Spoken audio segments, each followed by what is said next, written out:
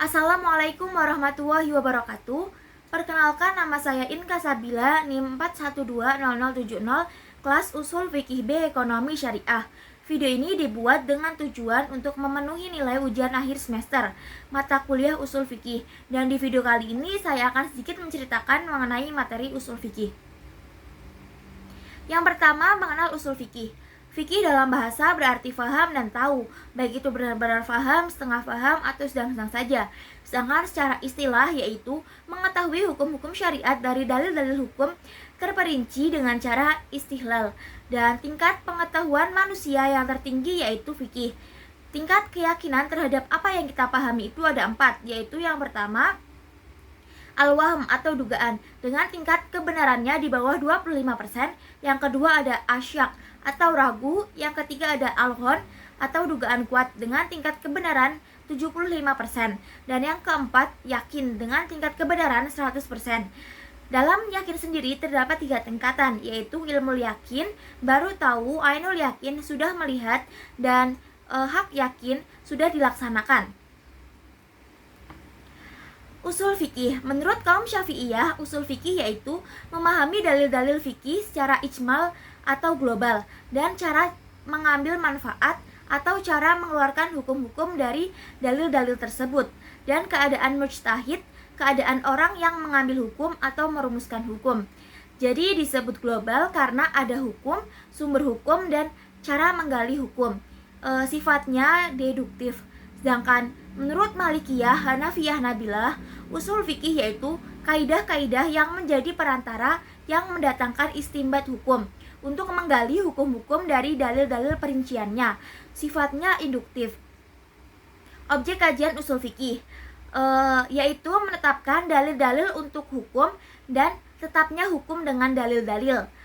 Faedah usul fikih yaitu yang pertama, mengerti hukum-hukum Allah. Yang kedua, dapat meningkatkan diri dari yang sebelumnya tidak tahu tentang dasar-dasar menjadi tahu mengenai hal-hal dasar. Seperti kita tidak tahu mengapa sholat duhur 4 rakaat, jadi tahu alasan sholat duhur itu 4 rakaat.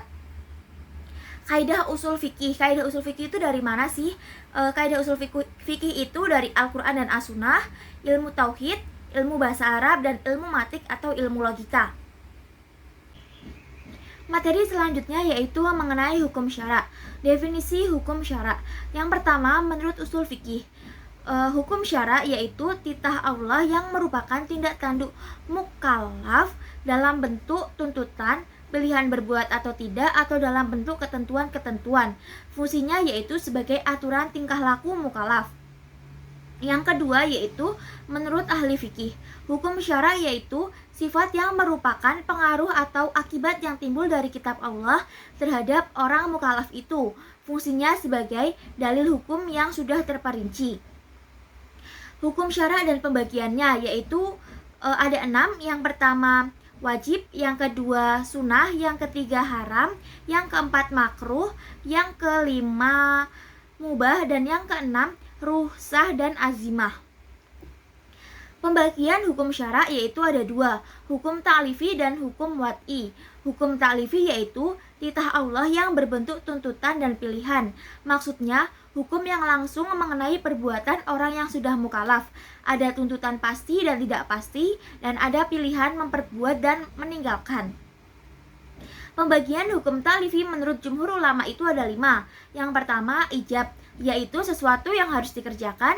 Yang kedua naf, dikerjakan mendapat pahala, tidak dikerjakan tidak mendapat apa-apa. Yang ketiga yaitu tahrim, sesuatu yang dikerjakan mendapat dosa dan apabila ditinggalkan mendapat pahala. Yang keempat karohah. Karohah itu sesuatu yang ditinggalkan tidak mendapat apa-apa dan tidak dikerjakan juga tidak mendapat dosa. Yang kelima ada ibahah. Ibahah adalah sesuatu yang ditinggalkan tidak mendapat dosa dan apabila dikerjakan tidak dapat pahala. Yang kedua yaitu mengenai hukum wad'i. Hukum wad'i yaitu ketentuan Allah yang mengatur tentang sebab, syarat, mani atau penghalang, sah, batal, dan fasid. Materi selanjutnya yaitu kias. Definisi kias secara bahasa dapat diartikan sebagai mengukur sesuatu, membandingkan sesuatu, menyamakan sesuatu, mengenai sesuatu, atau mengambil contoh. Sedangkan secara istilah yaitu menetapkan suatu masalah hukum yang sama dengan hukum suatu kasus lantaran adanya kesamaan ilat menurut mujtahid. Sedangkan rukun kias sendiri itu ada 4, yaitu hukum yang ada dalam Al-Quran dan As-Sunnah, hukum yang tidak ada dalam Al-Quran dan As-Sunnah, ilat, dan hukum yang berasal dari kasus asal. Selanjutnya yaitu kualifikasi kias, ada 3. Yang pertama al-asl. Al-asl yaitu masalah pokok yang sudah jelas dengan status hukumnya dengan berlandaskan nas syara'. Yang kedua yaitu hukum al-asl. Hukum al-asl adalah status hukum yang ditetapkan nas syara' terhadap al-asl. Yang ketiga yaitu ilah, adalah suatu sifat atau wasf yang menjadi landasan keberadaan hukum al-asl. Materi yang selanjutnya yaitu ijtihad dan istinbat. Definisi ijtihad dan istinbat. Ijtihad adalah pengerahan segenap kemampuan di dalam memperoleh hukum syara' yang bersifat melalui metode istinbat. Sedangkan istinbat sendiri adalah pola penalaran.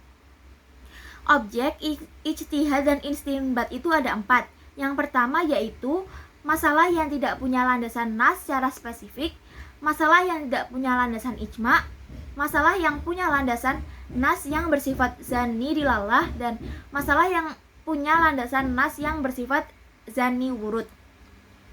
Dan metode ijtihad dan istinbat ini ada 3, yaitu yang pertama bayani, yang kedua tahlili, dan yang ketiga istihlali.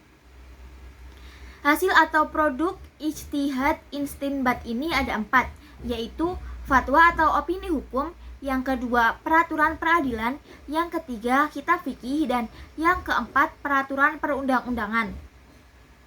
Ijtihad wajib. Ijtihad wajib ini harus memenuhi beberapa syarat. Yang pertama, mujtahid dipenuhi semua prosedur, tidak ada dalil qat'i. Sedangkan ijtihad haram yaitu ijtihad yang dilakukan oleh orang yang belum memiliki semua keahlian dalam persyaratan dalam berijtihad atau berijtihad dalam hal-hal yang sudah ada nas qat'i tentangnya. Selanjutnya yaitu metode ijtihad istilahi. Yang pertama ada al-istihsan. Al-istihsan adalah meninggalkan kias dan mengamalkan yang lebih kuat dari itu karena adanya dalil yang menghendakinya dan serta lebih sesuai dengan kemaslahatan manusia. Macam-macam al-istihsan yaitu beralih dari kias jali ke kias kahfi. Yang kedua bersifat dari hukum umum ke hukum khusus. Yang ketiga beralih dari hukum kulli ke pengecualian. Kehujahan istihsan diatur dalam Quran surat Al-Baqarah ayat 185 dan Quran surat Al-Zumar ayat 55. Yang kedua yaitu al-maslahah dan al-mursalah, adalah maslahat yang terlepas. Maslahah sendiri yaitu sesuatu yang mendatangkan kebaikan, sedangkan mursalah yaitu diutus, dikirim, dipakai atau dilepas. Tingkatan maslahah itu ada 3. Yang pertama daruriyah, yang kedua hajiyah, yang ketiga tahsiniyah. Sedangkan jenis-jenis maslahah yaitu yang pertama ada diakui oleh nas, yang kedua dibatalkan oleh nas, dan yang ketiga tidak ada ketentuan nas. Selanjutnya yaitu al-istishab, yaitu hukum sesuatu yang berdasarkan hukum yang sudah ada pada hukum tersebut dalam bentuk sabit atau nafi karena dalil yang menunjukkan sebaliknya.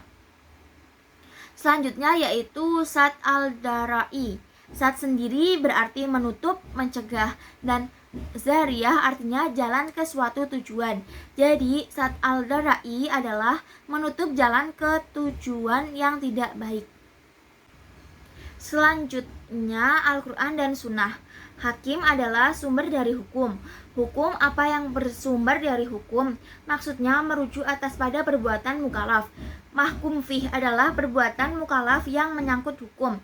Sedangkan mahkum alaih adalah perbuatan mukallaf yang perbuatannya melanggar hukum. Al-Quran merupakan sumber dalil hukum. Fungsi dan tujuan turunnya Al-Quran yaitu yang pertama sebagai petunjuk, yang kedua rahmat, yang ketiga parameter kebenaran, yang keempat al-haq, dan yang kelima az-zikr. Manfaat-manfaat dari materi-materi tersebut yaitu menambah pengetahuan dan memperluas wawasan tentang ilmu fikih dan keislaman, kemudian meningkatkan keimanan, memperkuat ketakwaan, dan dapat menjadi pondasi awal ketika melakukan ijtihad. Kemudian banyak hal-hal baru yang saya temui ketika saya belajar ilmu fikih ini.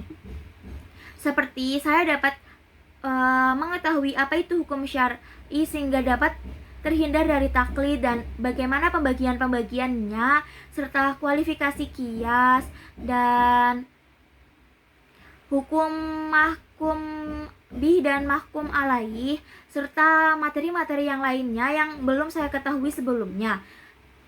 Cukup sekian, terima kasih. Wassalamualaikum warahmatullahi wabarakatuh.